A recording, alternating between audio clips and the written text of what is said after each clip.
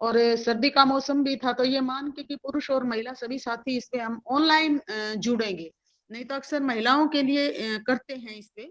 तो आज का ये जो अपना टॉपिक है साथियों, हम रोज सुनते हैं। असल में समाज का जो विकास है उसमें जो समझ चलती है, जो हम उसको लोकोक्तियां कहते हैं, कहावतें कहते हैं, या फिर लोकमानस की चेतना भी कह सकते हैं। हमारा विकास अलग अलग तरीके से होता है।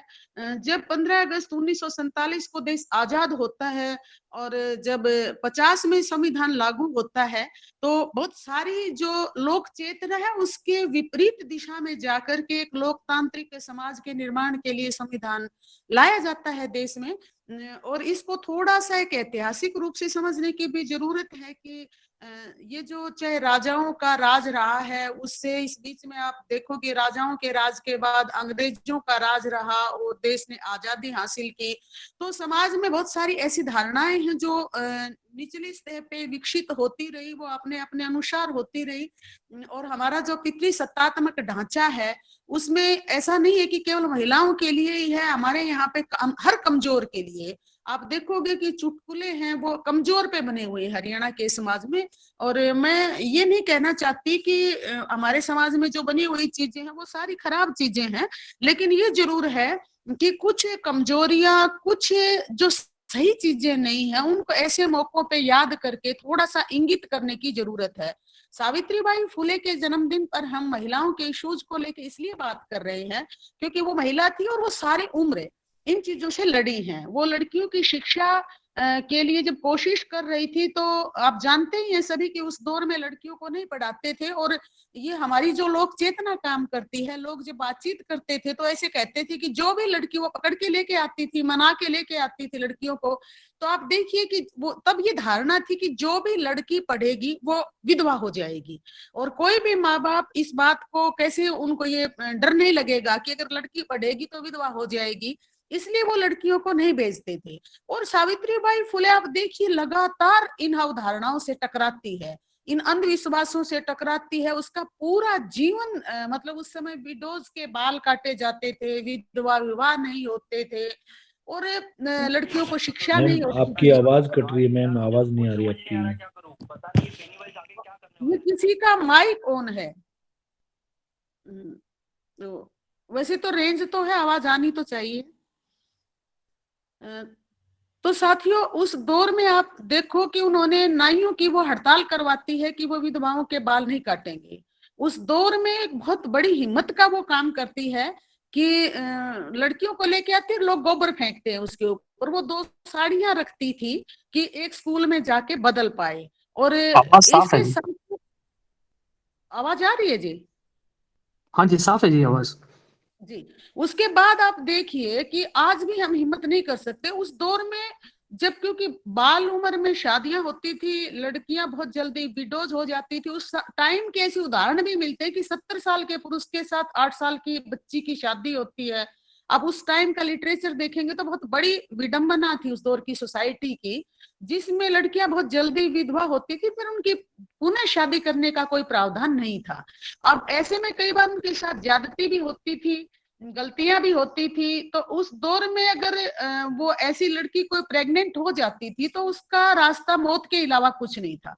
आप देखिए उस दौर में वो प्रसूति गृह खोलते, ये बहुत बड़ी हिम्मत का काम था कि विधवा के लिए प्रसूति गृह हम आज भी नहीं खोल सकते।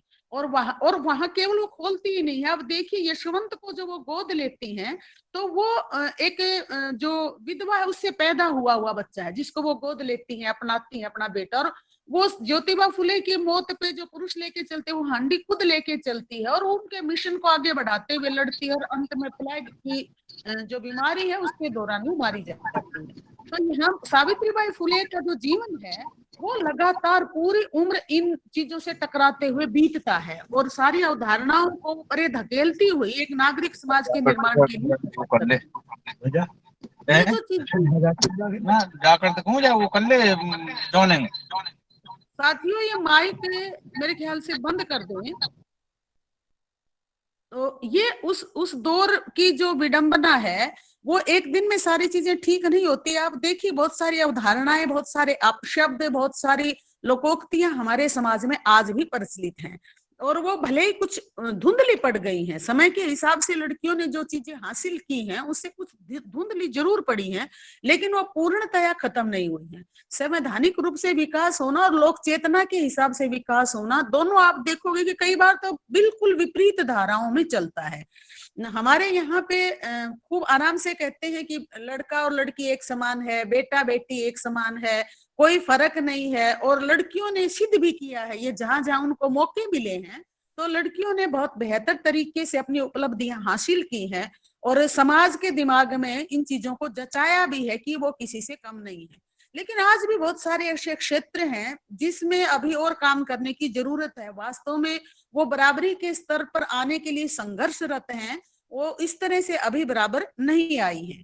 अब इसी अवधारणा के तहत हमारे दिमागों में कुछ ऐसी कहावतें, लोकोक्तियां चलती रहती हैं जिसका गाहे बगाहे चर्चा हम करते रहते हैं, और उनको अगर थोड़ा सा ध्यान से देखेंगे तो कई बार बहुत हंसी भी आती है, और कई बार लगता है कि हम एक लोकतांत्रिक देश में हैं, इन पे मतलब थोड़ी थोड़ी चीजों पे धार्मिक भावनाएं आहत हो जाती हैं, लेकिन महिलाओं के ऊपर जो रात दिन बिल्कुल सरकारी, कई बार रेडियो स्टेशन से हम सुनते हैं कि कैसी रागनियां हैं जिन पे प्रतिबंध लगना चाहिए, जो महिलाओं की अस्मिता के बिल्कुल खिलाफ हैं, उनको अपमानित करने वाली हैं, उनको दोयम दर्जे पे लाने वाली है, लेकिन चल रहे हैं, ऐसे सीरियल भी चल रहे हैं, कोई इस तरह का विश्लेषण नहीं होता। अब आप देखिए कि अपने यहाँ बिल्कुल हरियाणा में छोटी छोटी कहावतें हैं, बेटी भली ना एक साहिब राखे टेक, मतलब कोई भी लड़की, और ये सीधा सीधा उनके चरित्र पे उंगली उठाने जैसा है कि कोई भी लड़की अच्छी नहीं होती, वो एक भी भली नहीं है। भगवान किसी तरह टेक रखता है कि माँ बाप की इज्जत बच जाती है जिसकी लड़की ठीक ठाक है, तो ये मान के चलियो, नहीं तो लड़कियां कोई भी ठीक नहीं होती। खाने को लेके जैसे अपने यहाँ कहावत सदा से रही है, लड़कियां मतलब महिलाएं घर में ना 4 रोटियां नहीं खा सकती थी, 4 रोटी खागी तो औरत घर की चारों कोण खागी, ये बहुत प्रचलित रहा है। मतलब आप देखिए उनके खाने पे एक तरह की कटौती है कि वो पेट भर के 4 रोटी खाना अगर खराब माना जाएगा, इससे घर जो है वो ध्वस्त हो जाएगा, ऐसी मानसिकता उनके दिमाग में डाली जाती है, तो जाहिर है कि फिर वो महिलाएं ऐसे हिम्मत नहीं कर पाती 4 रोटी खाने की। अब अलग बात है कि इस चीज में सुधार है, लड़कियां पढ़ी लिखी तो थोड़ा फर्क है। एक अपने यहाँ कहावत है, जिम्मण का के तिम्मण का के जिम्मण, तिम्मण होता है सब्जी, मतलब ये बहुत लंबे दौर तक चली है ये कहावत है कि सब्जी जो है उसका क्या खाना है, नून मिर्च रख लो और खा लो। महिलाओं के लिए ये बहुत प्रचलन में रहा है कि कोई जरूरी नहीं होती सब्जी खानी, और हम देखते हैं कि महिलाओं की जो मानसिकता बनी हुई है वो सबसे पहले बच्चों को, पति को, पुरुषों को, सबको खिला के बाद में खाना खाती हैं, और जब वो बाद में खाना खाती हैं साथियों, तो हम कई बार अंदाजा लगा सकते हैं, और संयुक्त परिवार होते थे तब भी बहुत कम जो बचता है वो उसके लिए बचता है, और उसकी उस तरह से हेल्थ कॉन्शियस नहीं है कि उसको काम सबसे ज्यादा कर रही है तो उसके लिए बहुत ज्यादा जरूरी है, बस वो ये जचा दी जाती है कि सब्जी का भी क्या खाना। और इसके साथ साथ मतलब जो दबाव है उन पे, काम के प्रेशर है, उनके चलते हुए अपने यहाँ कहावतें हैं कि मर्द का नाना वीर का खाना, कि मर्द क्योंकि पुरुष जल्दी नहा लेता है, उसके लंबे बाल नहीं है, वो तो उतनी ही जल्दी औरत को रोटियां खा लेनी चाहिए, उसको रोटी खाने में ज्यादा वक्त नहीं लगाना चाहिए, खाते हुए इतना ही वक्त लगाए जितना वक्त पुरुष जो है वो नहाने में लगाता है। इसके साथ साथ आप देखोगे कि बहुत सालों तक पूरा अब भी ये प्रचलन में है कि औरतों की ना बुद्धि नहीं होती, वो बुद्धि पाच्छमत, औरत की बुद्धि पाच्छमत हो, मतलब जो मस्तिष्क का हमारा हिस्सा है जिसमें बुद्धि काम करती है, वो ये प्रचलन में है कि वहां तो औरत की बुद्धि ही नहीं होती, और क्योंकि बुद्धि नहीं होती तो वो ठीक फैसले नहीं ले सकती, इसलिए उसको फॉलोवर के रूप में ही होना चाहिए। पुरुष, हमारे यहाँ डिसीजन मेकिंग पावर पुरुष के साथ है, और उसी हिसाब से ये कहावतें प्रचलित होती हैं, तो ये पूरा जचा दिया जाता है कि औरतों के दिमाग में बुद्धि ही नहीं होती। और ऐसा नहीं है कि ये जो चीजें ये असर नहीं डालती, ये बहुत ज्यादा असर डालती हैं, बहुत अनकॉन्शियसली हमारे दिमागों में ये चलता है। और आप देखोगे तो कितनी बार, कई बार महिलाओं के बीच में चर्चा होती है, तो आमतौर पर डॉक्टर के पास जाती हैं तो जैसे मेडिकल की लाइन में लगी हुई हैं, तो वो दिमाग में ये होता है कि जो है वो कि दिमाग में ये रहता है कि जैसे पुरुष डॉक्टर है वो ज्यादा इंटेलिजेंट है, उसके पास कोशिश करती है लाइन में लगने की, तो इसलिए ये जो चीजें हैं ये हमें थोड़ा सा दिमाग को इस तरह से ढाल देती हैं, अनुकूलन कर देती हैं हमारा। ऐसे ये कहावत है कि औरत पैर की जुत्ती हो है। मान लो मतलब औरत की जो जगह है वो पैरों में है, जुत्ती जितनी इंपॉर्टेंट है बस उतनी ही जरूरत औरत की है। और इसका मतलब ये है कि हम बराबरी के स्तर पे नहीं है, उसको पैर के नीचे रखना चाहिए। अगर ऐसे रखेंगे तो वो ठीक रहेगी, और मर भी जाएगी तो कोई खास फर्क नहीं पड़ता, जुत्ती टूट गई इतना ही है। और ये तो अब भ्रूण हत्या होके ऐसी स्थिति होगी कि शादियां नहीं हो पा रही, नहीं तो किसी की पत्नी अगर मर जाती थी तो ऐसे ही माना जाता था कि भाई क्या बात होगी, जिन्हों तो पैर की जुत्ती है, जुत्ती टूट गई और आ जाएगी। तो और इसके साथ साथ अपने यहाँ एक कहावत है, जैसे मूंजर मुंडी और लुगाई कुट्टा उतनी ठीक रहे। मूंज जो बागड़ में होता है झुंड से जिसकी चारपाई बनी जाती थी, उसको जितना आप कूटेंगे उतनी सॉफ्ट होगी वो मुंडी। हमारा जैसे सांप वगैरह की मुंडी कूटते हैं कि वो फन्ना उठाए, और लुगाई उनके बराबर ये है कि इनको जितना भी हम पीटते हैं ना, तो ये मतलब आप ये देखिए कि महिलाओं के ऊपर जो हिंसा है उसकी एक तरह की सहमति है समाज में कि जितना आप पीटोगे उतना ये ठीक रहती है। और तुलसीदास जी ने तो कहा, ये ढोल गंवार शूद्र और नारी ये सब ताड़न के अधिकारी। मतलब ये ऐसा नहीं है कि महिलाएं घरों में सदियों से पीट रही हैं, क्योंकि सामाजिक स्वीकृति है। और जब हम पीटते हैं ना, पहले तो ससुर देवर जेठ भी पीट दिया करते, पति पीटते तो कोई बड़ी बात होती ही नहीं, तो ऐसे कह देते थे क्या हो गया है ना, तेरे पति ने तो मारा है, भाई मार सके है। और ये जो शब्दों का चयन है, वो राजा है, वो मालिक है, मतलब ये शब्दों का चयन इसी है कि वो उसके ऊपर सुपर पावर है, सत्ता है। आप देखोगे कि बहुत बार कोई ऐसे झगड़ा या कोई ऐसी चीज हो तो उसमें भी ऐसे बोलते हैं कि रंडात के रेवाड़े टूटते हैं। रंडात मतलब शब्द भी कैसे अपशब्द से का प्रयोग होता है महिलाओं के लिए कि कद रेवाड़े टूटे, भाई ये कब किले फतेह कर सकती है, कब जीत सकती है। और इनको सब लोकतांत्रिक प्रक्रिया के चलते हम देखेंगे कि चाहे वो पुलिस में है, चाहे वो फौज में है, लड़कियों का जो आगमन हुआ है वो इन कहावतों के बिल्कुल विपरीत है। अपने यहाँ बहुत आराम से ये कहा जाता है कि बेटी मरे बागवान की और बेटा मरे निर्भाग का। मतलब बेटी का जो मरना है वो कोई बहुत दुखदाई स्थिति नहीं होती, बेटा का मौत का जो दुख है, क्योंकि वो जो है वो आधार है उस परिवार का, बेटा उसका जो है मरना बहुत दुखदाई है, और बेटी मर जाए तो खुशी की बात है। ऐसी कहावतें सालों तक चली हैं, और ये ऐसे ही नहीं चले। आप देखिए कितने राजस्थान के कितने सारे ऐसे परिवार हैं जिनमें कितने ही पीढ़ियों तक बेटियां नहीं हुई। मसलन होने के बाद ऐसा नहीं कि प्राकृतिक रूप से नहीं हुई, लेकिन चाहे वो किसी भी तरह से गर्दन दबा के जिस भी तरह के करके, क्योंकि मतलब शान के खिलाफ माना जाता है, बारात में पिता को सिर झुकाना पड़ेगा, उसकी मूछें नीची होंगी। तो ये सारी धारणाएं दिमाग में काम करती हैं। और ये तो बहुत आराम से अब तक भी कह देते हैं कि बेटी तो पराया धन हो है, लड़का जो है वो कुल का दीपक है, वंश को चलाने वाला है, उस खानदान को आगे बढ़ाएगा, और जो लड़की है वो तो पराया धन है। कई बार बहुत पैसा लगाते हुए भी जब एजुकेशन में छाटते हैं तो देखते हैं कि लड़कियों पे पैसा कम खर्च किया जाता है और लड़कों पे ज्यादा किया जाता है। इसी के रिफ्लेक्शन हमें दिखाई देते हैं कि सरकारी स्कूल जहाँ पे फ्री शिक्षा है वहां पे लड़कियों की संख्या ज्यादा है और प्राइवेट में लड़कों की संख्या ज्यादा है। और इसके अलावा हमारी जो हायर एजुकेशन में है उसमें तो लगभग है ही ऐसा कि बहुत पैसा जो है वो लड़कियों की शिक्षा की बजाय लड़के की प्राथमिकता दी जाती है, और उसके पीछे का कारण ये भी माना जाता है कि भाई इसकी शादी में भी खर्च करने पड़ेंगे फिर। और ये सच्चाई है कि खर्च तो लड़के की में भी उतना ही हो रहे हैं और लड़की की में भी शादी में उतने ही हो रहे हैं। ऐसे ही आप देखोगे तो अपने यहाँ पे विधवा जो महिलाएं हैं और जो बांझ महिलाएं हैं, बच्चा पैदा नहीं कर सकती, उनकी स्थिति भी सामान्य के बराबर नहीं होती।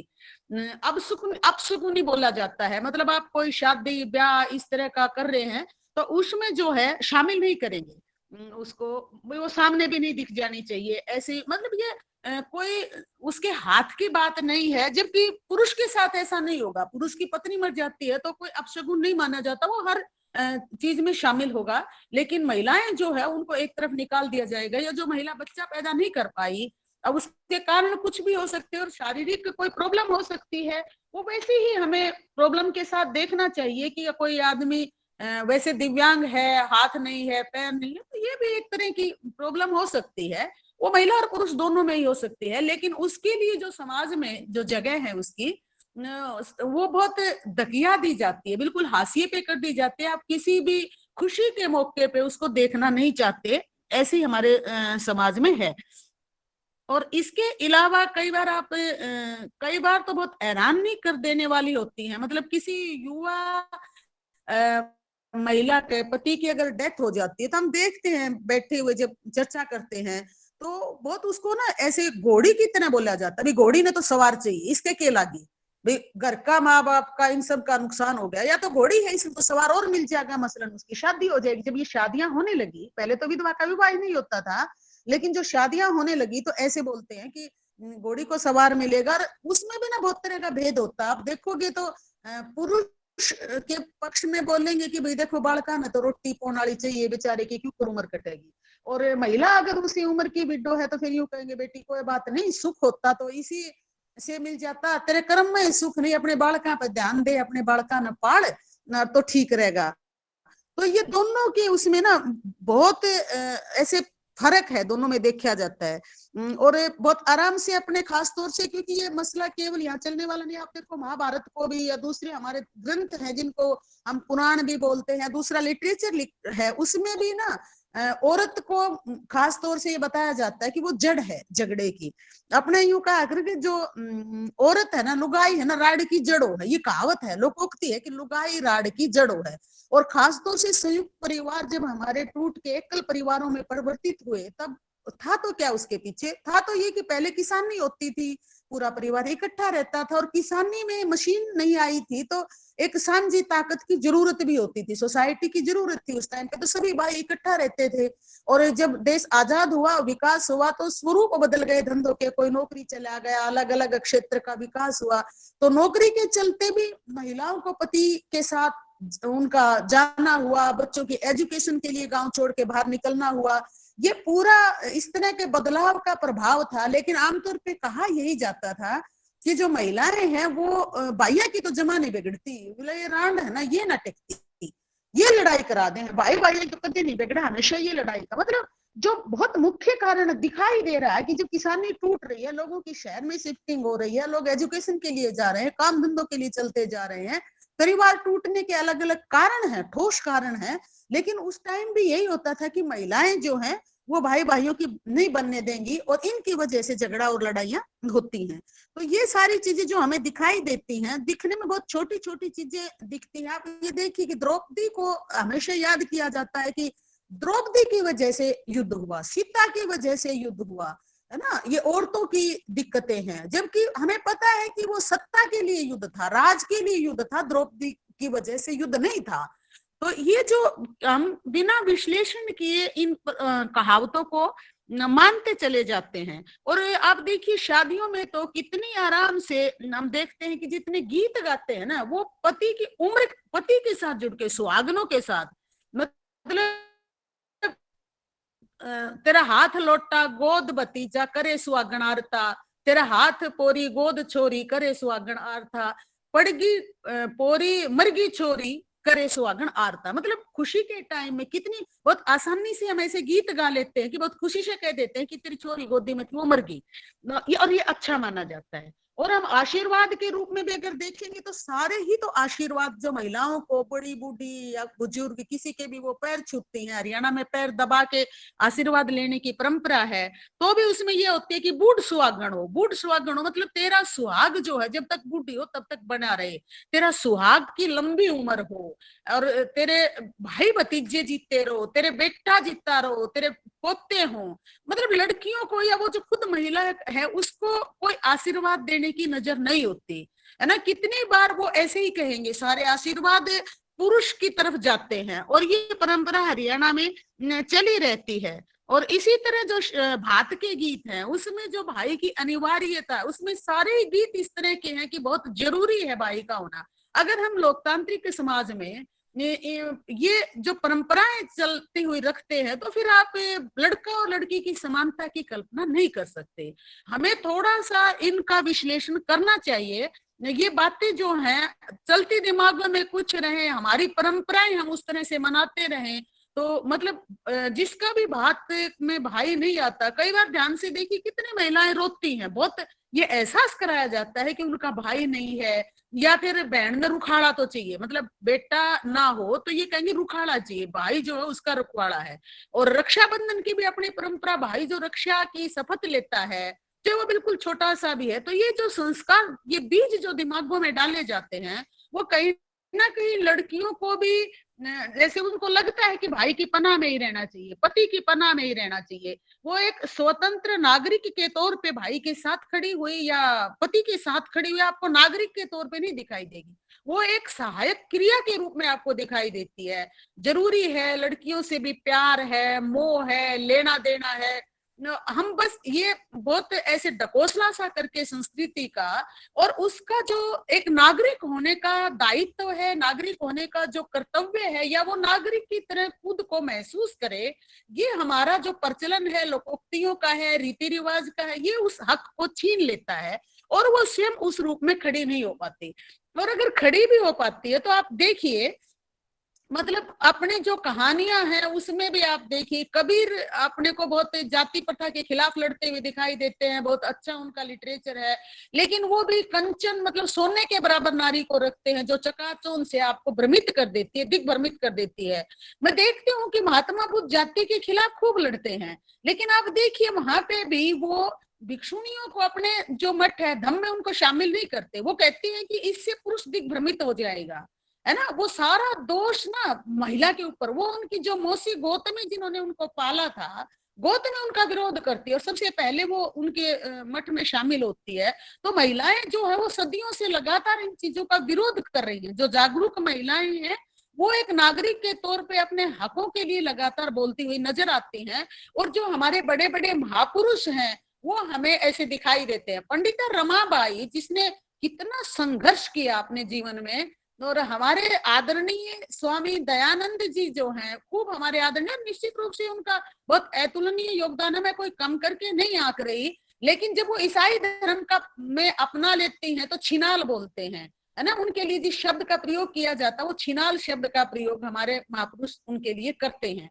तो ये जो सारी चीजें हैं हमारे शास्त्रों में, हमारी कहावतों में, हमारे महापुरुषों के मुंह से, इसका ऐसा नहीं कि असर नहीं होता, बहुत गहरा प्रभाव होता है महिला के जीवन पर। और वो रात दिन ये जो कारखाने कल्चर के चलते रहते हैं, संस्कृति के, लोकोक्तियों के, या प्रचलन हम जिनको कहते हैं, रीति रिवाज जिनको कहते हैं, वो लड़कियों को प्रभावित करते हैं और लड़कों को, लड़के के लिए भी ये नुकसानदायक है, ये पितृसत्ता को मजबूत करता है। तो जो लड़के हैं वो भी खुद को जो है वो एक तरह से डोमिनेटिंग पोजीशन में पाते हैं, और वो रक्षक के रूप में, चाहे वो पति है चाहे वो भाई है, तो जाहिर है कि लोकतांत्रिक प्रक्रिया के तौर पर महिला का जो एक नागरिक होना है वो उस प्रोसेस में नहीं आ पाते। आप देखिए हमारे जितने भी व्रत हैं सारे व्रत महिलाएं करेंगी, वो करवा चौथ है वो पति की लंबी की उम्र के लिए करती है, होई माँ का व्रत है वो अपने बच्चों की और खासतौर से बेटों की लंबी उम्र की, अच्छे स्वास्थ्य की कामना के लिए करते हैं, समृद्धि धन लक्ष्मी आए उसके लिए व्रत किए जाते हैं। एक भी व्रत आपको ऐसा नहीं मिलेगा जो महिला खुद के लिए करती हो, उसकी लंबी उम्र के लिए कोई आशीर्वाद, उसकी लंबी उम्र का कोई व्रत आपको ढूंढने से भी मिलेगा नहीं। और सारे व्रत ये महिलाएं करती है। एक्चुअल में जो हमारी पितृ सत्ता है, जो पुरुष का वर्चस्ववादी ढांचा समाज में बनाया है साथियों, इसको थोड़ा सा समझने की जरूरत है। ये अगर नागरिक के तौर पे महिलाएं नहीं हो पाती हैं, ये जो हमारे दिमागों में सुपीरियरिटी कॉम्प्लेक्स, और जो निशा जिक्र कर रही थी, जो अब गीत आ रहे हैं वो तो मतलब कमाल कर रखा है, मतलब बैन होना चाहिए इन गीतों पे। कैसे वस्तु के रूप में प्रोजेक्ट करते हैं, मीडिया महिला को जैसे वस्तु के रूप में, नंग धड़ंग रूप में दिखा रहा है, ऐसे ही जो गीत है वो बहुत ही बेहुद्दे गीत हैं। हरियाणा के जो अब ये पॉप सॉन्ग वगैरह जो गाते हैं, या फिर पुरानी परंपराओं का गुणगान है, घूंघट का गुणगान मिलेगा, चूल्हे की रोटी का गुणगान मिलेगा, जबकि क्योंकि उसमें व्याप्त जो तकलीफें हैं वो हमें दिखाई नहीं देती।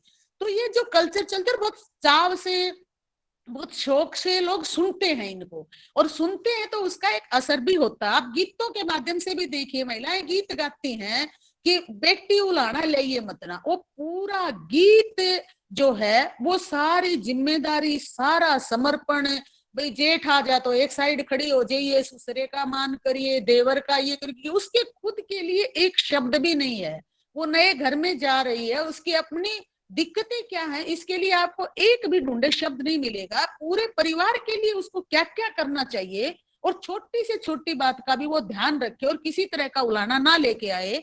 और महिलाएं भी बहुत शौक से उन गीतों को गाती हैं और बहुत आराम से भी हम बोल देते हैं। हम कई बार कहावतों में भी ये बोल देते हैं कि गीत के साथ साथ कहावतों में ये बोलते भी साड़ी की किसी रिश्तेदारी, मतलब साड़ी की कोई रिश्तेदारी नहीं मानी जाती, क्योंकि वो जगह नहीं है। आप अपने लिटरेचर में भी देखेंगे, महाभारत में शकुनी को कैसे दिखाया जाता है। मामा वो जो है वो बहुत चालाक की, शकुनी की तरह चालाक, घर पड़वाने वाला।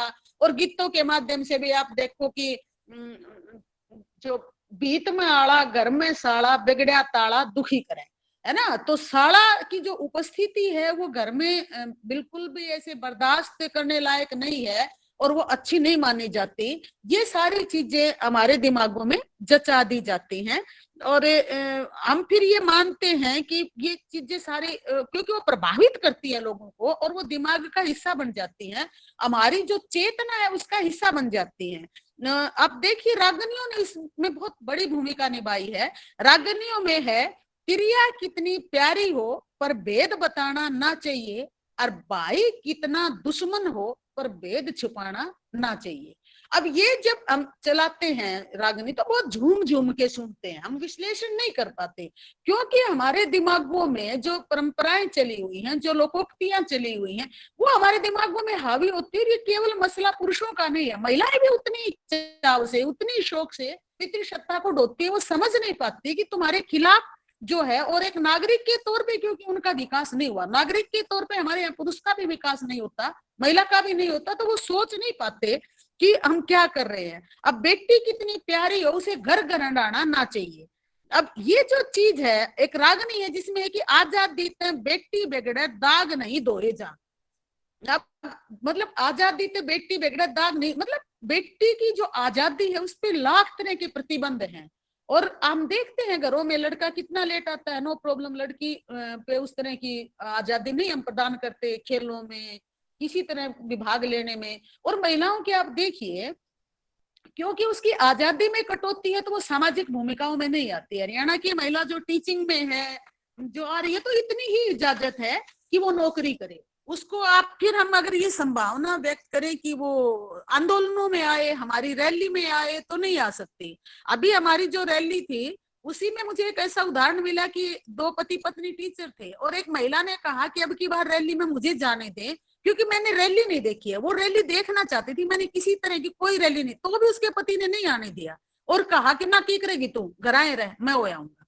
तो ये जो आजादी की कटौती है, दिखने में तो आपको बहुत सामान्य सी बात दिखती है, और भाई उसने क्यों तकलीफ हो, वो जॉब के लिए जाएगी उसको कोई तकलीफ हो, लेकिन आंदोलनों में महिलाएं नहीं आएंगी, क्योंकि सामाजिक भूमिका में हरियाणा में जो महिलाएं हैं वो नहीं उतरी हैं, उनको मौके नहीं मिले हैं, इसलिए हम उनकी कटौती करते हैं। और इसमें भी आप देखोगे कि रागनियों में तो ना कमाल है, और मुझे कई बार लगता है कि इन रागनियों पे प्रतिबंध होना चाहिए। मतलब हमारे यहाँ छोटी सी बात पे भावनाएं आहत हो जाती हैं, दंगे हो जाते हैं। मैं कोई उनको सपोर्ट नहीं करी, कोई अच्छी बात नहीं ऐसा हो जाना, लेकिन कई बार दिमाग में आता है कि लड़कियों को, महिलाओं को आप कुछ भी कहें, सरेराह कहें, सरेआम कहें, आप मीडिया के माध्यम से कहें, कितने चुटकुले सारे ऐसे बने हुए हैं महिलाओं के ऊपर, और हंस हंस के हम उनको सुनाते रहते हैं, एक बार भी विश्लेषण नहीं करते, सोचते नहीं। एक रागनी है हरियाणा में, 52 गांव की औरतें की रागनी, उसमें 52 गांव की औरतों की अलग अलग क्वालिटीज बताई, और ज्यादातर क्वालिटीज नहीं है, वो बहुत व्यंग्यात्मक रागनी है। और उसको हमें ये लगता है, और बहुत खुश होके गाते हैं जब मतलब कितनी बार आप देखोगे कि बसों में सरेआम वो रागनी चलती है। और उसमें जो शब्द, मैं एक दो शब्द कहना चाहूंगी कि ऊपर ने मुंह करके चालक कोसला सुलाने की, और आंख नीचे से आई गल है, ऐसे ही कोई गांव है उनका नाम दिया हुआ है। और लंबे लंबे छोटे छोटे तहमद बंद है पंजाब नंगाने की, और इन सब का के जिक्र करूं मैं ऊंट से कहलाने की, आए गया के लत्ते तारे बोर और बलियाने की, और देवर जेठ की शर्म करे ना ये रांड गणी मस्ताई। अब ये इसका मतलब समझिए आप कि क्या ये रागनी प्रतिबंधित नहीं होनी चाहिए, मतलब कैसे ऐसे शब्दों का, अब उनकी तकलीफ दुख दर्द कुछ नहीं, मतलब इतना व्यंग्यात्मक रूप से उनका कहा। और इसके अलावा भी वीर ते मस्टंडी देखी बादन और मैं राणे की, ए सारा तब बात करें दूजाना दूजाने की, उड़े उड़े की सा ऊत छोरी बात ना शर्माने की, बे खसम के जूत मार दे खादर की ऊत लुगाई।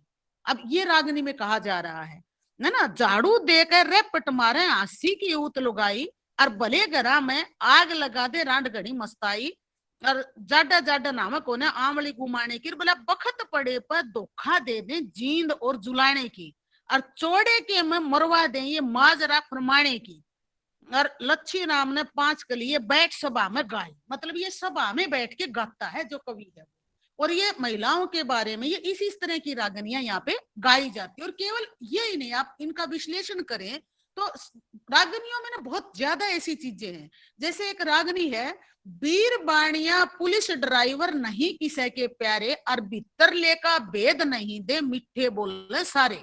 अब औरतों के बारे में एक कली में बताता है कवि, इन बीरा के कारण लोगों आग जगत में लागी, और गौतम के घर गया चंद्रमा दुष्ट बनया निर्भागी, और वीर के कारण बाली मारा राड वीर पे जागी, बड़े बड़े ऋषि मुनि मोह लिए त्यागी और बैरागी, जिसने बीरा ते प्रेम करया वो नर दोखे ते मारे, और भीतर लेका भेद देवा ना मिठे बोले सारे। अब ये इसमें देखिए, अगर हम इसका थोड़ा सा विश्लेषण करें तो गौतम एक ऋषि है, उनकी पत्नी अहिल्या है, जो अहिल्या की मैं नाम भूल गई, वो तो कुछ और भी हो सकता है, शायद अहिल्या ही था उनका, वो उसकी पत्नी है। इंद्र और चंद्रमा जाते हैं, ये अपने पौराणिक कथा, इंद्र और चंद्रमा जाते हैं गौतम ऋषि का रूप धारण करके ऋषि की पत्नी के साथ संबंध बनाते हैं। उसके बाद जब ऋषि घर में आता है, उसकी पत्नी उसको कहती कि अब तो तुम आए थे, तब उसको पता चलता है गौतम को दिव्य दृष्टि से कि और आए थे। मतलब एक तरह से उस महिला का रेप है, लेकिन गौतम जो है वो उसी को श्राप देते हैं और वो पत्थर की बन जाती है। राम आकर के उसका उद्धार करते हैं। अब इसमें महिला कहीं भी जिम्मेदार नहीं है, मतलब इंद्र देवता है अपना, चंद्रमा पे ये कहते कि छींट लगी है, दाग है। अब इंद्र राजा है देवताओं का, वो ऐसा काम करके भी राजा के पद से नहीं गिरता, और अहिल्या की कोई गलती नहीं है, इसके बावजूद भी उसको श्राप मिलता है। अब ये देखिए कि कितनी गंभीर बात है। असल में तो इंद्र रेपिस्ट है, उस पे हमला होना चाहिए था, उसको राजसत्ता का हक नहीं होता ऐसे व्यक्ति को, लेकिन उसकी महिमा ही गाई जाती है। और जो गौतम ऋषि के घर में कहते ये है कि अहिल्या के कारण ही ऐसा हुआ। और बाली का युद्ध आप देखिए, सत्ता का युद्ध है, बाली और उसके भाई के बीच का युद्ध है, वो तारा की वजह से नहीं है, सत्ता का युद्ध है। लेकिन बदनामी किसकी है? तारा की है कि राड वीर के कारण जागी। और कहते कि बड़े बड़े ऋषि मुनि बोलिए, हम इसी के बारे में शकुंतला को लेके बोलते हैं, सॉरी शकुंतला की माँ उर्वशी को लेके कहते हैं कि ऋषि का उसने तप भंग कर दिया। मतलब जिम्मेदार महिला है, और ऋषि को बहुत ऐसे दिखाया जाता है कि वो बेचारे मोह लिए महिला नहीं, बहुत छल कपट करने वाली होती है। और कहा है कि जिसने प्रेम करया बीरात है वो नर धोखे तो मारे, है ना, कि बहुत खराब है वीर, और वो धोखा ही करती है, इसके अलावा कुछ नहीं करती, उसमें कोई पॉजिटिव चीज नहीं दिखाई जाती। और एक रागनी है, ये हमें जरूर सुननी चाहिए। मैं कहती हूँ कि इसके बोल देखे हम, बिन आई में मरवा दे निर्भाग लुगाई ओस है, और दुनिया के में मर्द जाम की लाग लुगाई ओस है। 16 श्रृंगार 25 हाथ जब करके चाले, बे उद्दे नर मरे देख कवा हंस का घूंघट खोले, कुत्ते आड़ा हाड वीर का अपनी काया छोले, घी शक्कर जू मैं मिल जाया अमृत में विष बोले, और कोयल ते भी मिट्टी बोले या काग लुगाई हो से। आप देखिए, मतलब उसमें पूरा महिला कितनी चालाक, कितनी घटिया उसका जो सतर है ना, और वो श्रृंगार भी पुरुषों को आकर्षित करने के लिए ही करती है। उसके अपना कोई जीवन नहीं, उसकी अपनी कोई खुशी नहीं, कि उसको ये हक नहीं है कि वो खुश हो तो अपना श्रृंगार कर ले, उसका जैसा मन करे कपड़े पहन ले। लेकिन इसमें भी दिखाया ये गया कि वो पुरुषों को आकर्षित करने के लिए ही, और पुरुषों को उससे बचना चाहिए, वो जहर है एक तरह से, है ना। अमृत जो पुरुष है उसमें वो विष का घालमेल करते हैं, बहुत खतरनाक है। और आप देखिए आगे कहता है, शेर शूरमा कदे ना छोड़े घर दुश्मन आए न, और नार नागणी कदे ना बख्शा मौके पे थे आए न। मतलब नागिन की तरह उसको प्रोजेक्ट किया है। कटे एहसान पे वीर फूंक दे जब जग के काये न, सब तय खोटी वीर कहे खुद काट गिरे ब्याइन। मतलब इतनी हिंसक है कि वो जिसके साथ शादी होती है उसको भी काट देती है। अपने जाए ना आप पे खा ले, जो पैदा किया हुआ अपना बच्चा उसको खुद खा लेती है। या नाग लुगाई हो से, है ना, नाग के साथ नागनी के साथ उसकी तुलना की गई है। आगे कहता है मत करियो एतबार वीर का, या कान काट ले छल के, और कड़वी बेल विष की तरिया मत जाइयो फल के। भीड़ पड़ी में धोखा दे दे दूर खड़ी हो टल के, दर्द तक या मिश्री कर दे काले हाथ मसड़ के।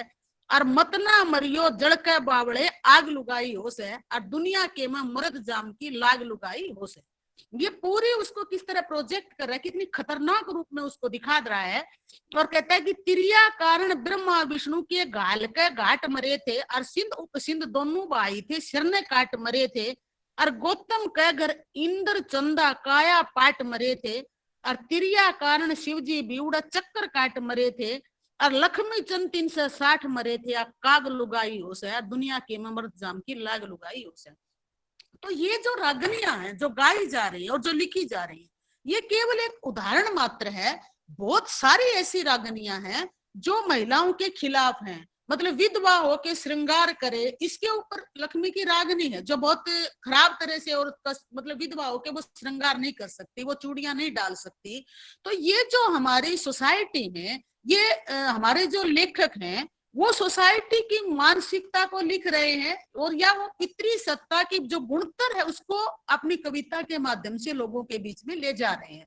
जो साहित्य है वो लोगों की ही रिफ्लेक्शंस होता है, तो उसमें ये दिखा रहे हैं। तो इसलिए हरियाणा में जो ये प्रचलन में है महिलाओं के प्रति ऐसी चीजें धारणाएं, और उन धारणाओं को हमें जरूर समझना चाहिए, उनका विश्लेषण करना चाहिए। और भाषा के स्तर पर थोड़ा सा भी आप देखेंगे तो आप ये देखिए कि श्री और श्रीमती है ना, श्री पुरुष और श्रीमती, मतलब इसके बीच का भी पुरुष वो शादीशुदा है, इससे पता नहीं चलता कि वो शादी वाला पहचान है उसकी, या वो अनमैरिड है। जबकि जो लड़की है उसका अलग अलग दिखाना जरूरी है कि वो श्रीमती है क्या नहीं है, कुमारी है ना। और इसमें अभी क्योंकि जो थोड़ा सा महिलाओं में एक जागरूकता का उभार है, एक नए शब्द का प्रचलन है सुश्री।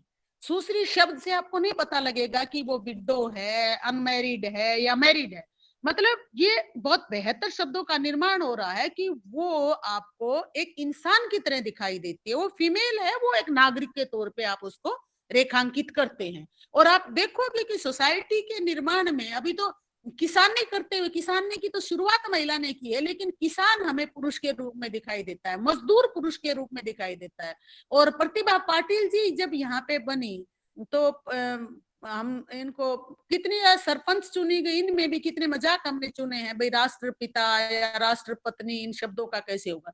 मतलब फीमेल क्योंकि राजनीति में सामाजिक भूमिका में नहीं आई, तो उनके शब्दों का निर्माण अभी नहीं हुआ है और अभी होने की जरूरत है। मतलब महिला सरपंच बोलेंगे, सरपंच पति का जो शब्द है उसका चयन बहुत जल्दी हुआ सरपंच आने के बाद में। और सरपंचनी आमतौर पे सरपंच की पत्नी को कहा जाता है, लेकिन वो खुद सरपंच है। इस तरह के जो शब्द हैं वो अभी प्रचलन में, क्योंकि उस तरह की भाषा का निर्माण इसलिए नहीं हुआ कि महिलाएं जो है वो भूमिका में नहीं है। या पहलवान शब्द देखिए, सदियों तक पहलवान हमारे यहाँ पे, पहलवान तो हरियाणा की बहुत बड़ी पहचान है और उनकी संस्कृति का एक बहुत गौरव करने लायक हम कह सकते हैं कि ऐसा हमारा तत्व है। लेकिन पहलवान का स्त्रीलिंग शब्द आपको दिखाई नहीं देगा। अब लड़कियों ने, उन्होंने बोझ उठाने वाला भी, पहलवानी में तो साक्षी मलिक हैं, बबीता फोगाट वगैरह, कितनी बहनें की बहनें आई लगातार। अब ये जो उबार है, लेकिन आपको पहलवान जो पुल्लिंग शब्द है उसका स्त्रीलिंग शब्द भी नहीं दिखाई देगा। और इसके पीछे का साथियों कारण ये है कि हमारे समाज के प्रचलन में जो चीजें चल रही हैं उनमें क्योंकि महिला भूमिका के रूप में नहीं आई, अध्यापिका के रूप में महिला आई। क्योंकि आप देखोगे कि स्कूली शिक्षा में, और ये सावित्रीबाई फुले को हम योगदान दे सकते हैं, दयानंद सरस्वती ने हमारी एजुकेशन के लिए बहुत काम किया, उनको योगदान उत्तरी भारत में खासतौर से, दक्षिण में और दूसरे बहुत सारे लोग रहे हैं। तो ये जो शिक्षा में आई, तो आप देखिए कि महिला अध्यापिका जो वो शुरू से है, तो उसको अध्यापक का स्त्रीलिंग अध्यापिका तुरंत बन गया, क्योंकि वो जब जॉब में आई शुरू से ही है, जब भाषा का निर्माण हो रहा है।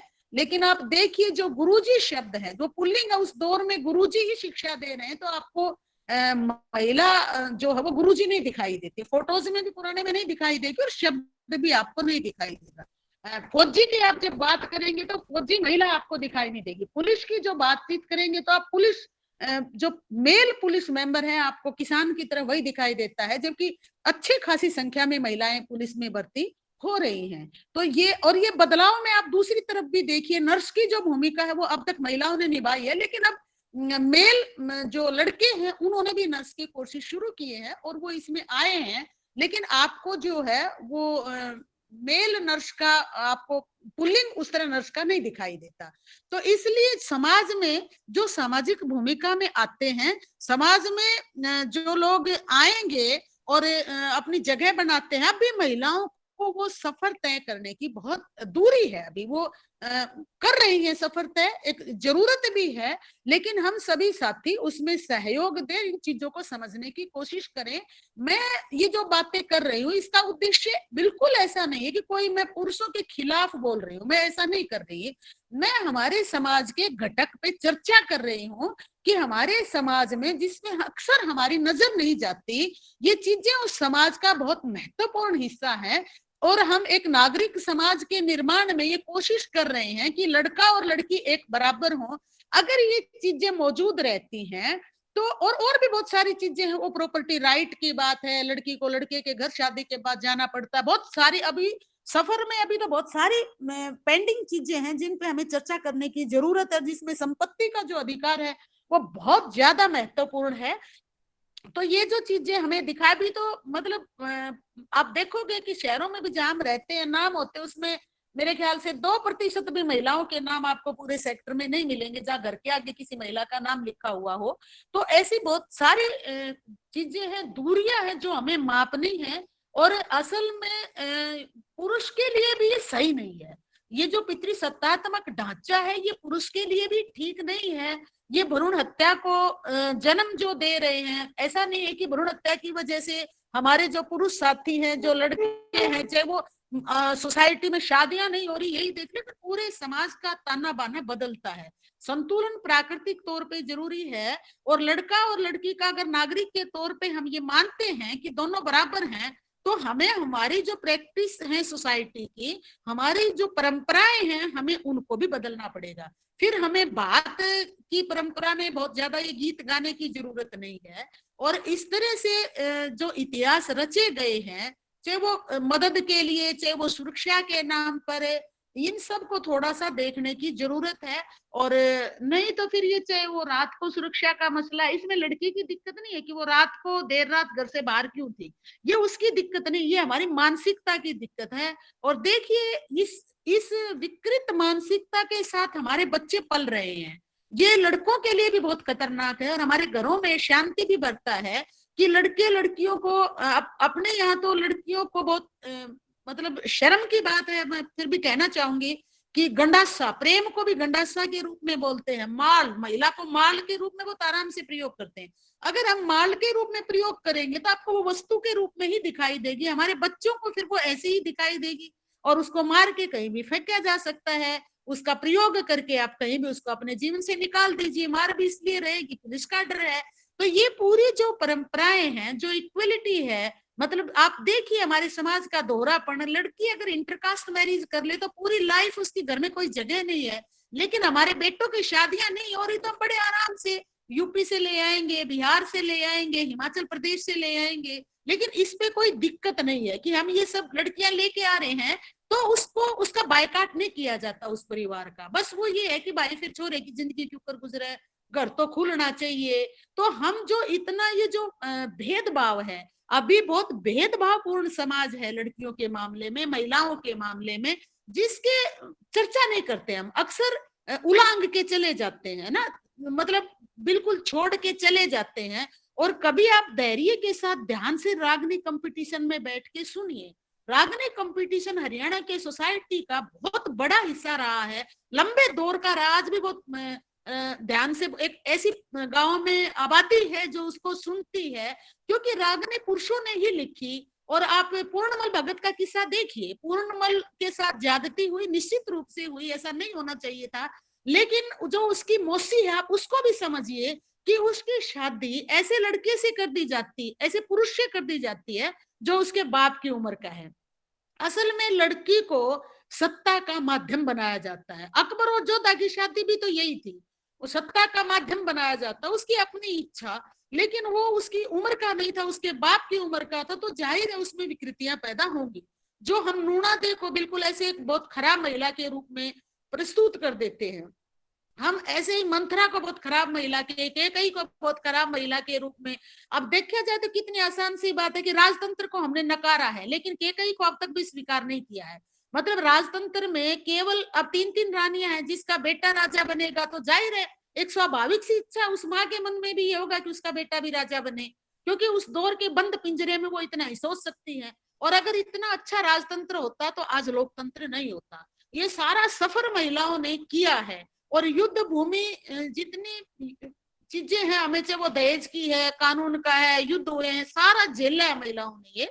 तो इसलिए ये जितनी भी चीजें बनी हुई हैं हमारे दिमागों में, जो अवधारणाएं हैं महिलाओं को लेके, हमें थोड़ा सा इनके ऊपर पुनर्विचार करने की जरूरत है साथियों। हमारे अपने पूर्वजों से, हमारे समाज से बहुत अच्छी चीजें भी मिली है और बहुत खराब चीजें भी मिली है, तो हमें उन चीजों का विश्लेषण करना चाहिए जो हमें खराब चीजें मिली हैं, और उसके अनुसार हमें इन चीजों को हतोत्साहित करना चाहिए, प्रोत्साहित नहीं करना चाहिए। हम जब सुनते हैं, हम खुद भी ये प्रयोग करना बंद करें इन चीजों का, और जब हम सुनते हैं तो सुनते हुए भी दूसरे को थोड़ा सा ये कोशिश करें कि उसको हवा ना दे, उसको डिमोरलाइज करने की कोशिश करें, समझाने की कोशिश करें कि असल में ये ठीक नहीं। आप देखिए हमारे यहाँ कितनी कॉमन चीज गाल है, बहन चोद, बेटी चोद, सारे। अब इसका अगर आप शब्द को देखोगे तो इसका क्या मतलब निकलता है? मतलब हरियाणा में पिता भी कह देता है, बहुत आराम से बच्चे बैठे हैं और वहां पे वो कह देता है ये गालियां।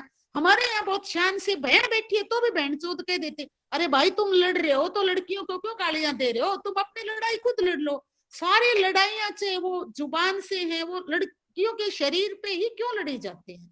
तो हमें इन चीजों के बारे में साथियों विचार करना चाहिए। थोड़ा सा सोसाइटी का जो स्वरूप है उसको बदलने की जरूरत है। और जाहिर है कि शिक्षा ने और संविधान ने बहुत चीजें बदली हैं, बहुत जगह बदली हैं, बहुत अलग जगह से देखने का हमारा तौर तरीका बदला है, लेकिन अभी सफर पूरा नहीं हुआ है। हमें इन चीजों पर बैठकर विचार करने की जरूरत है। और मैं ये समझती हूँ कि सावित्रीबाई फुले का जो जन्मदिन मनाने का उद्देश्य है, वो महिला कैसे सारी चीजों को अपने शरीर पे झेलते हुए, माँ जो उसका मानसिक स्थिति है उस पर झेलते हुए कैसे लड़ती हुई पूरी लाइफ संघर्ष करती है। और वो अपने लिए नहीं कर रही वो संघर्ष, वो देश के तमाम समाज के विकास के लिए कर रही है, वो लड़कियों की बराबरी के लिए लड़ रही है।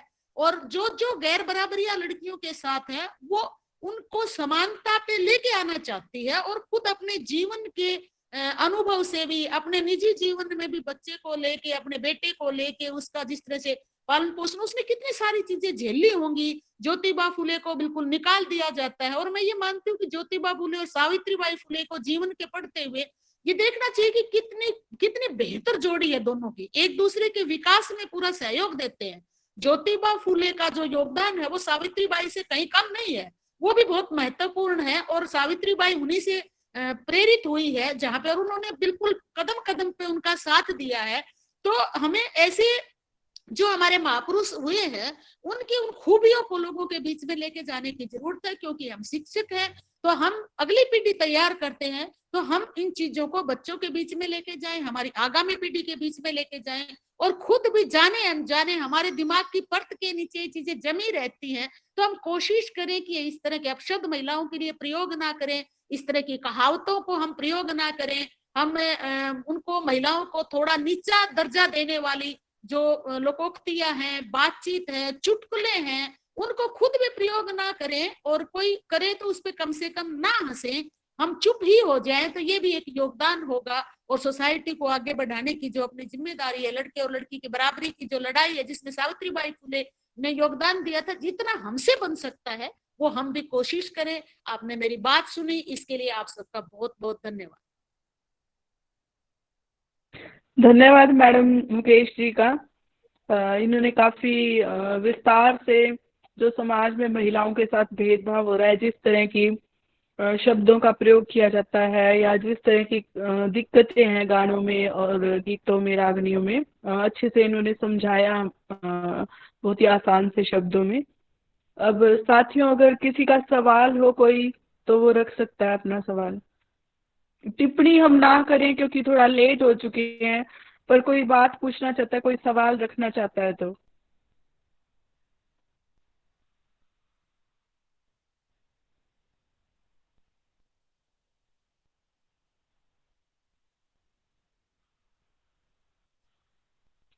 किसी साथी का कोई सवाल है तो रखिए, नहीं तो फिर आगे चलाते हैं प्रोग्राम।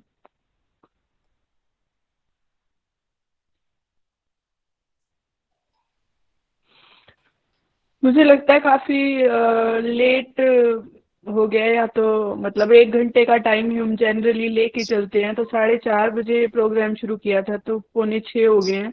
और तो हम प्रोग्राम को समापन की तरफ ले जाते हैं, अगर किसी का सवाल नहीं है तो। निशा मैम। हाँ जी। हेलो। हाँ हाँ जी, हाँ नमस्ते जी मैम। मैम। हाँ जी, हाँ मैं जी। भारती बोल रही हूँ। नमस्ते मैम। और हिसार डिस्ट्रिक्ट से हूँ। कैथल में मेरी पोस्टिंग है जेबीटी टीचर के रूप में जी। जी मैम, हाँ सही है। हाँ जी। मैं मुकेश मैम की बात सुनी, बहुत अच्छा लगा। जींद रैली में भी मैंने मुकेश मैम को सुना था, बहुत अच्छा मतलब मैम ने वर्णन किया। लेकिन मैं एक बात कहना चाहूंगी इसमें मैम, कि जैसे मैं भी जेबीटी टीचर हूँ, तो जो टीचर महिलाएं होती है वो, उनके ऊपर भी काफी सारी ऐसी परेशानी आती है। चाहे वो स्टाफ के बारे में लगा लो, कहीं भी लगा लो, वहां पे भी छोटी जो मानसिकता होती है ना, जो एजुकेटेड जो होते हैं पर्सन, उनके द्वारा भी ऐसी की जाती है। तो जो टीचर संगठन है उसमें महिलाओं के ऊपर, जहां तक मैंने देखा है, मैं 2017 में लगी थी मैम, उनके ऊपर बहुत ही कम काम किया जाता है। तो इसके बारे में मैं पूछना चाहूंगी जी, डिस्ट्रिक्ट लेवल पे कोई ऐसे काम हो, महिला टीचर्स आगे आए। जी मैम। और जहां जहां और मतलब किसी महिलाओं, जहां जहां अन्याय हो रहा है, अगर वो आवाज उठाए तो उसकी मतलब इतना वो नहीं मिलता उसको जो मिलना चाहिए हाँ जी साथ। मैडम, बिल्कुल ठीक कह रहे हो आप। और किसी का कोई सवाल हो तो मेरे ख्याल से मुकेश जी एक साथ ही रिस्पॉन्ड कर देंगी, टाइम बच जाएगा थोड़ा।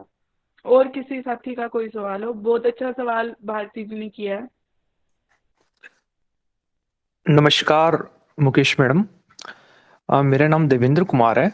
मेरा एक प्रश्न है मैडम से कि मैडम ने जितनी भी बातें यहाँ पर रखी वो बेहतरीन है, बहुत अच्छी बातें रखी, जानकारी भी बड़ी है हमारी। और मेरा प्रश्न इसमें ये है कि मैडम, जब भी हम ये सभी बातें समाज में रखते हैं तो आम तौर पे समाज से बड़ी कड़ी प्रतिक्रिया देखने को मिलती है। तो इस समय, उस समय हमारा किस तरह का व्यवहार होना चाहिए जब हमें ये प्रतिक्रिया मिलती है? तो धन्यवाद जी। हाँ जी, और कोई साथी?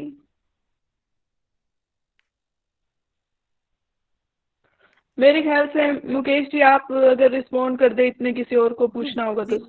दो नमस्कार सभी साथी ने साथियों, सवाल। सभी हाँ साथियों को जी। नमस्कार।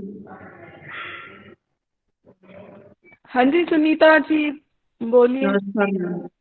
हाँ जी, नमस्कार, बात रखिए मैडम। यहाँ तो अभी जैसे हम देखते हैं कि ये जो गर्ल्स जो मटेरियल होता है, पैड वगैरह, वो भी देते हैं स्कूलों में, तो भी लड़कियां और टीचर्स का भी मतलब ये होता है, खासकर जो है फीमेल का भी, कि भाई ये सबके सामने क्यों मतलब ऐसे दे रहे हो, हैं? तो इन चीजों में जहाँ कोएड स्कूल हैं वहां तो समस्याएं और भी ज्यादा हैं। वहां लड़कियां बिल्कुल पार्टिसिपेट नहीं करती हैं, और जो है वो कुछ जो है अध्यापक साथियों के द्वारा भी उनको मतलब अवॉइड किया जाता है इन चीजों को। हालांकि सुरक्षा की दृष्टि से हम देखें तो सारी चीजें जो है हमें देख के चलनी है, लेकिन जैसे असेंबली में पार्टिसिपेशन है, तो ये गांव में खासकर जो है कोएड स्कूलों में बहुत ज्यादा समस्याएं हैं। बिल्कुल सही कह रहे हैं। हाँ जी मैडम, बिल्कुल सही बात है। हम भी देखते हैं, बल्कि लड़कियों का स्कूल हो उसमें भी जेंट्स स्टाफ अंदर ही चला जाता है, थोड़ी सी भी हाइजीनिकली बात करने लग जाओ बच्चों से, तो ये सिचुएशन तो है ही। ठीक कह रहे हो। और कोई सवाल है तो? हाँ जी निशा निशा मैम, जी सर कहिए। मैं जींद से मामराज बोल रहा हूँ। जी एक शब्द का पुल्लिंग शब्द भी ढूंढा जाए। गृहिणी जो शब्द है वो कमतर करके आंका जाता है आमतौर पे। एक बेटे का सवाल है मेरे का कि इसका कोई मतलब विकल्प के तौर पे जैसे पुरुषात्मक शब्द भी ढूंढा जाए, क्योंकि जिम्मेदारी जो महिलाओं पे है वो पुरुषों पे भी आनी चाहिए, तो वो शब्द का भी प्रयोग ढूंढा जाए। ये तो बहुत ही अच्छा सवाल था सर आपका, बहुत बेटे का। मतलब सही बात है, जो काम वाले शब्द हैं जिसमें बहुत सारा महिला पे, वैसे पुरुषों के लिए नहीं बने। तो मेरे ख्याल से ज्यादा सवाल हो जाएंगे। एक बार इनका मैडम आप कर दीजिए रिस्पॉन्स, फिर देखते हैं। जी, ये भारती का जो सवाल था कि महिलाओं के लिए संगठन उस तरह काम नहीं करता और दिक्कतें होती हैं तो कोई ऐसा फ्रंट नहीं होता। मैं भारती जी से ये कहना चाहूंगी कि देखो, संगठन में महिलाएं बहुत कम आती हैं और अपने संगठन में महिला उप समिति बनी हुई है स्टेट लेवल पे, और अपने संगठन ने इस संवेदनशीलता को समझते हुए एक पद आरक्षित किया हुआ उप प्रधान का कि उस पे आएगी ही महिला, और स्टेट में भी फिक्स है, एक तरह से आरक्षित है। ये इसी बात को नजर में रख के किया हुआ है। भारती जी से मेरा ये अनुरोध है कि हम सबको मिलके ये काम करना है। इसलिए कभी किए ऑर्गेनाइज, और इससे पहले संगठन ने ऐसा नहीं कि जिलों में जाके वहां पे बिल्कुल हमने घरों में जाके कॉलोनीज में जाके भी महिला टीचर्स की मीटिंगें की हैं, लेकिन दुर्भाग्य ये है कि महिला टीचर्स निकल के नहीं आ पा रही। हमें अपनी समस्याओं पे बातचीत रखनी चाहिए, हमें इकट्ठा होना चाहिए। तो मैं इनके लिए तो यही कहना चाहूंगी कि ये कोशिश करें इस तरह से, तो वो जींद में हो, हिसार में हो, जहां भी वो ग्रुप बनाए, तो हम सब की जिम्मेदारी बनती है। जो संवेदनशील साथी, चाहे वो महिला है पुरुष है, हम इस तरह के ग्रुप डेवलप करें, उससे संगठन भी मजबूत होगा, एक समझ भी बेहतर होगी। दूसरा, देवेंद्र जी ने कहा था कि प्रतिक्रिया बहुत ऐसे आती है तीखी, तो उस वक्त हम क्या करें। देवेंद्र जी से मैं ये कहना चाहूंगी कि प्रतिक्रिया तो सावित्री जी पे भी तीखी आई थी, उतनी तीखी तो अब आती भी नहीं। तो हमें वो सब बर्दाश्त करना होगा और लोगों को समझाना होगा। हो सकता है बहुत गलत तरीके से भाई आप पे उन लोगों ने हमले झेले हैं, तो कुछ जिम्मेदारी हमारी भी बनती है कि प्रतिक्रिया को बहुत प्यार से उनको समझाने की ही कोशिश करें, उदाहरण दें, क्योंकि आप टीचर हैं, आपके पास भाषा है, आप बहुत अच्छा, मतलब टीचर तो वर्णन कर ही सकता है, समझाने की क्षमता, टीचर सारी उम्र ये काम करता तो बहुत बेहतर होती है। तो इसमें लड़ना और झगड़ना नहीं है। हो सकता है आपके घर में भी प्रतिक्रिया है, कई बार महिला भी इसकी तो प्रतिक्रिया करती है जो बिल्कुल पितृसत्ता के झोल में होती है। तो इसको तो आप बातचीत के माध्यम से ही सुलझा सकते हैं।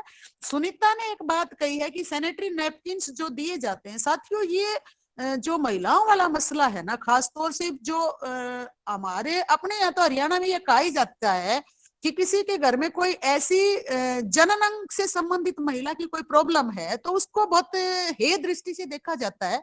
आप देखिए हरियाणा में नर्सिंग का जो कोर्स है वो एक टाइम में बहुत खराब माना जाता था, जबकि बच्चे को जन्म देना दाई को कोई बहुत बेहतर पेशा नहीं माना गया कभी भी। दलित महिलाएं हुई हैं दाई सारी, आप थोड़ा सा ध्यान से देखोगे गाँव में तो बहुत दलित महिलाएं हुई हैं। इसको ऐसे बहुत छुपा के ऐसा रहा है, और अब थोड़ा सा इस तरह से कभी सैनिटरी नैपकिन की एड भी आती है तो आमतौर पे पुरुष या महिलाएं चुप जाती है। लड़कियां कभी अपने फादर से, अपने भाइयों से बात नहीं करती।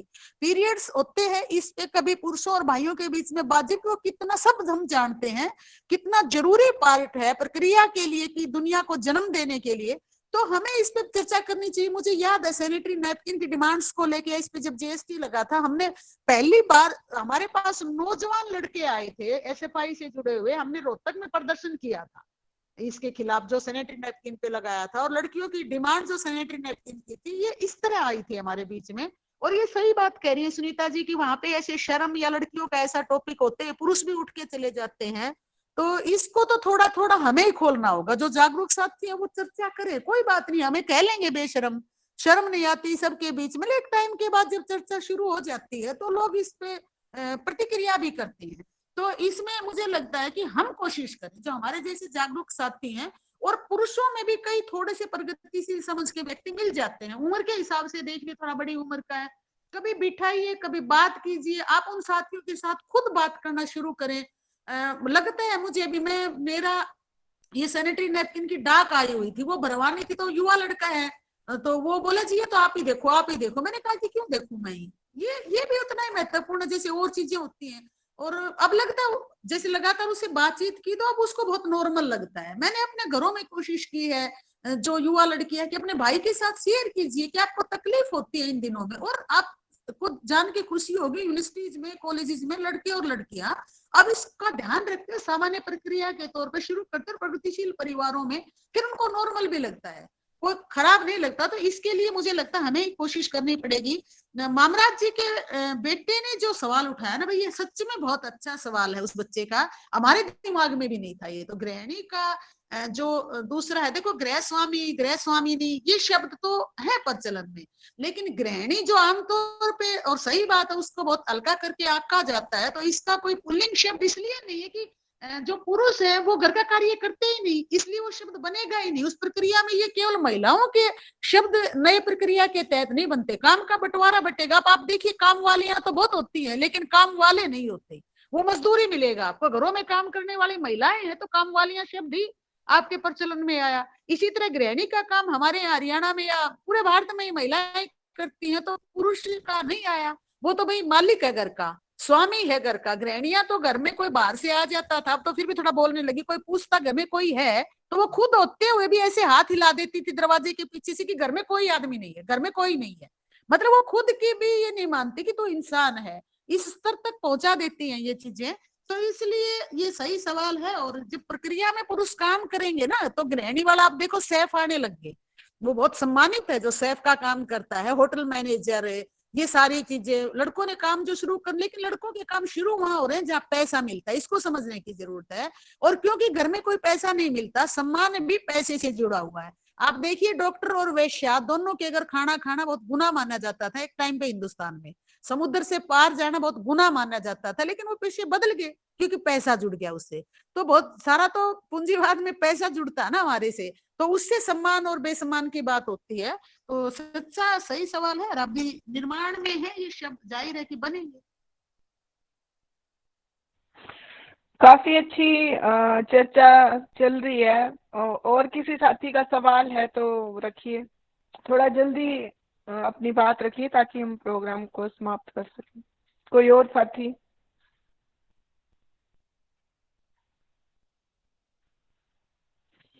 कोई और साथी? मेरे ख्याल से तो किसी का सवाल नहीं आ रहा। मैं एक बात से जुड़े हुए हैं साथी, निशा जी, मुझे लगता है मैं एक लास्ट बात, बस मैं एक ये कहना चाहती हूँ कि आज का जो विषय है वो बहुत अलग सा जरूर मुझे लगता है।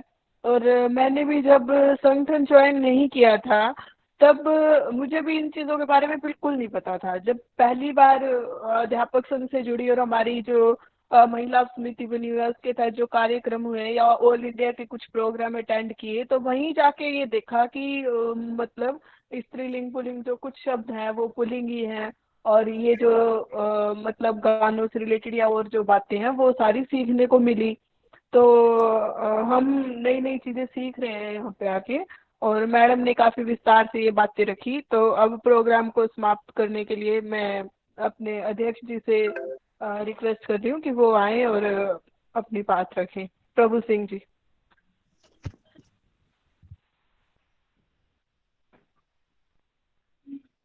आदरणीय मुकेश जी, संचालन कर रही बहन निशा जी, तमाम साथियों, आज की चर्चा बड़ी सार्थक रही और विशेष आभार है हमारे साथियों का।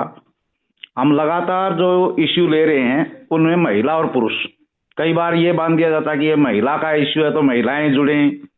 हम लगातार 2-3 विषय कर रहे हैं, चाहे पहले हमने जो सैनिटरी नैपकिन का भी चर्चा आई है उस पर भी हमने बात की थी, स्कूलों में भी उसकी चर्चा की हमने बच्चों के साथ भी, और आज बहन मुकेश ने तो द्वापर त्रेता युग के उदाहरण दे दे करके वर्तमान की जो रागणियां हैं इन सभी से ये दर्शाया कि क्या हमारी स्थिति है, पितृष्टात्मक समाज की क्या स्थिति है। साथियों, आप जुड़ रहे हैं, लगातार प्रयास करेंगे, इस चर्चा को हम जारी रखेंगे और आपका सहयोग मिलता रहेगा। और एक दो बहन कह रही हैं जुड़ना चाहेंगे, जुड़ने के लिए हमारा प्लेटफॉर्म खुला है और हर जगह हमारा ब्लॉक पर भी एक पद है, जिले में भी एक पद है, ये तो आरक्षित है, बाकी पदों पर भी आने के लिए पूर्ण स्वतंत्रता है। तो पुनः सभी के धन्यवाद के साथ मैं इसकी आज की मीटिंग का समापन करता हूं और विशेष धन्यवाद मुकेश जी का, जिन्होंने आज का ये विषय उठाया और सभी लोगों से शेयर किया। धन्यवाद साथियों। धन्यवाद सभी का।